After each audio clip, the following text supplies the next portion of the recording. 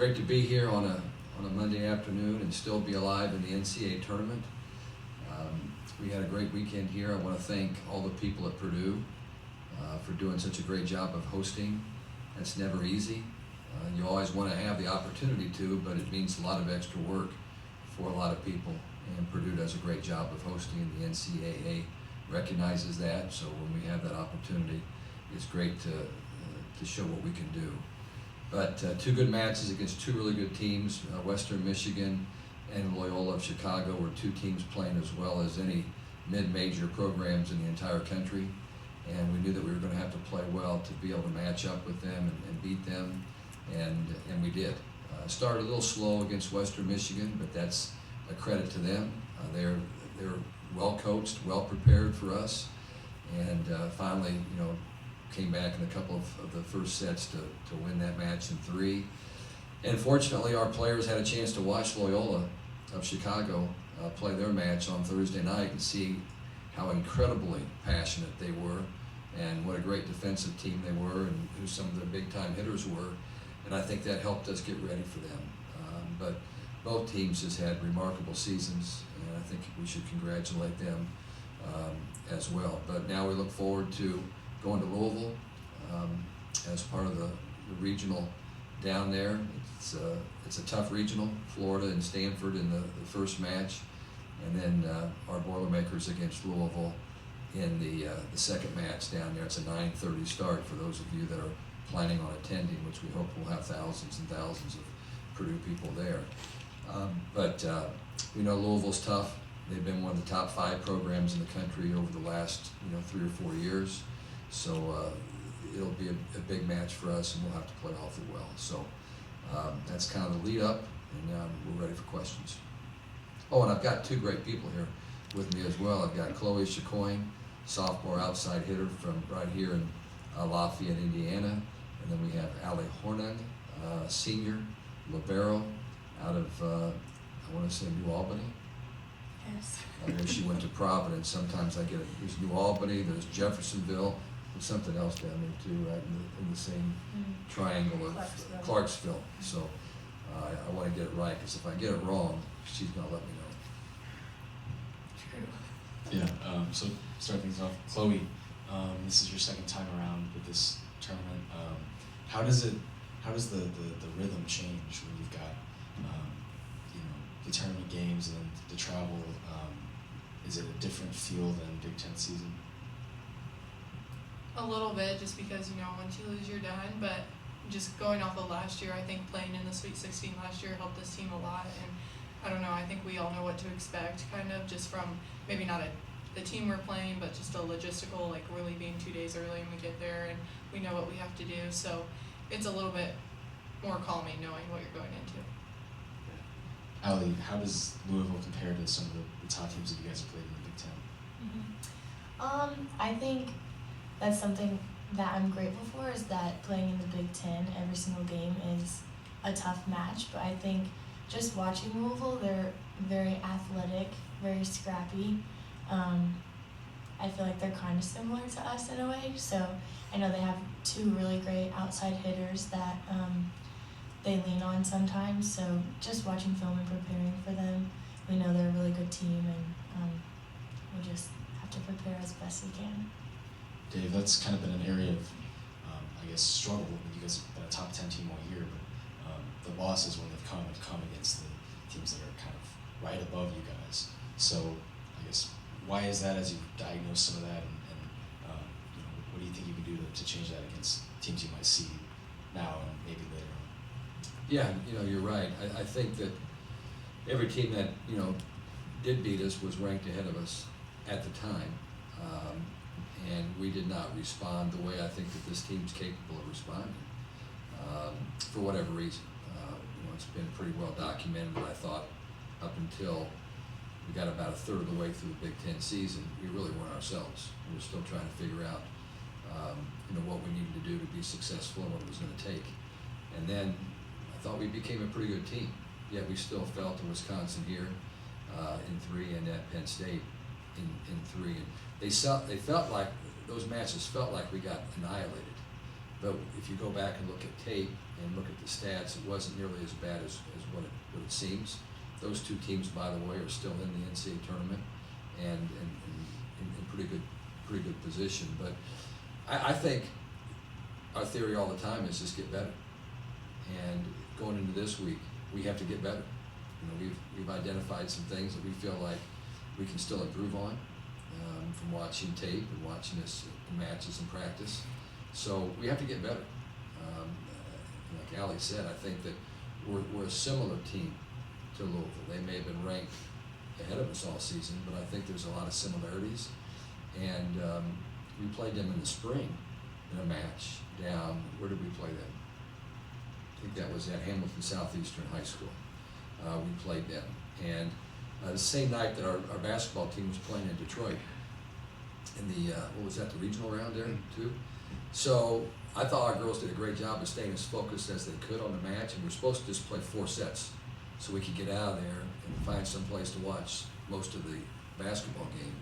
But it was tied at 2, and we decided I got coerced into playing the 5th. And in the 5th, we got beat pretty soundly in the 5th. But we played a pretty close match with them, you know, at a fairly neutral floor in the spring. But a lot has changed since then, and I think both teams have gotten a lot better, and I think whichever team plays the best on that night is probably going to win the match. Ali, Chloe gets to play in front of home fans pretty much most of the season. You don't get that opportunity, but you're going to be right across the river from where you grew up. Do you anticipate a large following from Providence, from New Albany, to come there and support you? Yeah, I know a lot of people will be there. I've already had a lot of text messages. Just sent them the ticket link to get it. But really, I just, playing here, my family always comes to all these games, and aunts and uncles. So I feel like I have a good little fan base here, but I know that I'll have a lot of people there on Thursday for sure. What's this kind of mean to you? Like, when you saw the Final Fours in Louisville, I know you hope your final match is in Louisville, but now it's guaranteed, whether it's the next one or 4 matches down the road. What's it kind of mean to end your career right next to where you grew up? Yeah, I was talking to my mom about this the other day, but just ending my career where it kind of started, because I played club my last few years over in Louisville, and it's just kind of special to be able to end it where I learned so much and had so many great coaches and family members support me all the time, so it's just really special. I know I asked you about this the other night, but I don't think you can anticipate when you're just making a reactionary play how much that populates and goes viral. What has been the reaction to people seeing you on ESPN and to seeing you make a spectacular, I guess 3 spectacular plays within 5 seconds? Yeah, it's been really cool just to get a lot of text messages and support from it. But I think it was just really special in the moment because it was my last game in Holloway. So just being able to end with something so cool and have my family there, and just hearing the gym get so loud, and it was really awesome. So. Chloe, Dave talked about, feeling like this is a different team. I think you have 1 loss since November, is that right? Against Penn State? Yes. So you're riding a lot of momentum right now. Can you kind of feel that wave of just like this team is kind of imposing its will and playing the way it should? Yeah, I mean, at the beginning of the season, we knew we could be a lot better than last year, and I think we're doing a good job of that, but we obviously have some bigger goals that we haven't reached yet, and I personally just have felt it in practice and in our games. We have really good senior leaders, and you obviously have people like Eva Hudson and Raven who can put the ball down, so just having those big guns, but then also having the back row people like Ali and Ryan and a really good setter and a balanced offense, I'm just really excited, and I think we have the momentum going into this weekend. Dave, what's kind of been the turning point for this team? You talked about it becoming a better serving team, a better passing team, but it seems like kind of everything has come together the way you hoped late in the season. Attitude, I think, just the mentality that we've developed over the course of time. I think there was a feeling that because we returned all these players from last year's team that we were going to be really good, and we were pretty good. And then after we lost 3 out of 4 matches to Kansas, Creighton, and then Penn State, I think we recognized we weren't good enough. and we weren't doing things the way that we needed to do them. And I don't know how these guys think they have the answers. I'm just looking at it from the outside, but I thought that was a wake-up call for this team, and that we needed to change who we were. And maybe I'm wrong. Maybe it was just all the process, that they knew what they were doing the whole time. But one thing is, Ali Hornung, who can sometimes really wear you out a little bit, but she has been such an incredible piece of this puzzle, because we have a lot of real intense characters, which you have to have. You cannot win at this level without Chloe Chicoine, Eva Hudson, Raven Colvin. Some of these people that they're just super, super intense, okay? And Ali comes from a little bit different. I mean, obviously she plays hard, but she keeps it all a little bit in perspective better than I do at times. And you need that, you need some of that. And we have a couple others like her, but Taylor Anderson, pretty chilled, okay, compared to some others on our team. And I think the whole thing started to come together. The chemistry piece began to blend together as the season went on as well. And people started spending much more time in the gym together, outside of actual practice time. And you could just see it in the looks on their faces, that they started to believe in each other, and they started to really love each other. And at tournament time, those things really matter. I say that to them, and sometimes they might understand it, they may not, but teams that really care about each other have some incredible purpose to win and continue this season as long as they can. That makes a big difference in the tournament. Kind of going off that, just talking about like bonding with the team and, having really good chemistry at the end of the season. How does that help the mentality going into tournament time? Like you had kind of alluded to, Chloe, about, every game is you have to win to keep going. How does that change your mentality from regular season play? I think we just play with a certain calmness and confidence that, we had it last year, but I think we're a little young, especially in my class, and I was just like out there kind of playing and having fun, but I didn't feel as in control as I do this year, and just having that trust in each other from off the court activities and just a whole season grinding it out, I think it's really special. And then how do you guys feel, do you think you're well road tested? Your record's been pretty solid at home, and you had the advantage of playing the first 2 rounds here, so what does it look like going to Louisville for the next steps? I think the Big Ten season really prepares you for that. I think about our trip out west. We were there for like a full week.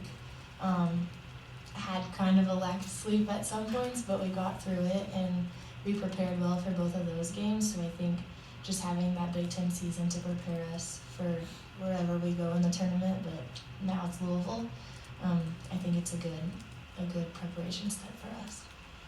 And then, Coach, kind of along those same lines, you've talked about earlier hoping there's a big crowd of Purdue fans out there. Do you expect to see, a lot of people there from traveling, and how does that help boost the team? You really never know. A lot of it just depends on what time of year it is, and what's going on. This is Thursday night around the holidays. There's a lot of people that are jumping on this train right now, okay? We've had great crowds. The Mackey experience was unbelievable. I don't think anybody here thought we would sell all those tickets out in 2 days. And as I mentioned on a very popular podcast show today, we didn't spend one dime marketing those matches, and yet 15,000 people were there for both of those, okay? So we've been on the road a lot and seen a lot of Purdue people everywhere we go, but this time it really matters. Now we really need those people to be there. And I've also talked about the fact that I was in the Yum Center when, we're not going to be in the Yum Center this week, but when Matt Painter's team was down there a couple 3 years ago. I can't remember exactly how many years ago it was, but I know Carson Edwards was there. And it was an unbelievable sight to see 90% of the people in that gym were wearing black and gold. And that made a big difference to our basketball team, and it will make a big difference to our team to have a really big Boilermaker crowd there. Chloe, along with mentality, what are some other lessons you've maybe learned from your last tournament run that you can apply going into this one? I'd say probably, like, obviously the Oregon match was really hard last year, but this year, I think beating Oregon in that reverse sweep kind of helps us going into the tournament because we have that confidence that even if we are down 0-2, like, we prove to ourselves that we can come back. So probably just, like last year we knew we had to leave it all out on the court, but I think just playing with that confidence and just knowing that we can hang with any team probably.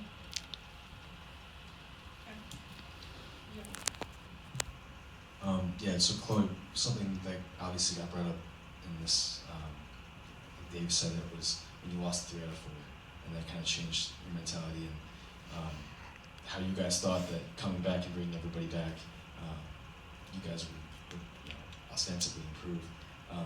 But then another moment where Selection Sunday, when you guys see that you actually dropped a seed from last year. I want to know how that kind of hit you guys and how you thought about that in terms of perspective of like how much have we grown? I mean, has that question kind of surfaced multiple times this season maybe? I think it has, but I think everybody who's in our gym knows that we are better because last year we were losing to teams like who are really good, but they were ranked below us, like Illinois and IU. We would just get upset, and you kind of just, we would either be really good or pretty bad, so you didn't really know last year. And this year we're a little bit more consistent. Even though we lost 3 out of 4 that weekend, I'd say like Dave will tell you he had so many people in his office being like, what should we do? Like it was kind of a come to Jesus moment, like we're all like, what's going on? Because we had never really lost that much before, and especially in college. But I think just going into the tournament, like we know, even though we kind of got a lower seed this year, it obviously worked out for us in our favor. And I think just being ranked lower is kind of a blessing in disguise because you don't have all that pressure on you. All right, all set? Hey, thanks guys, appreciate you being here, thank you.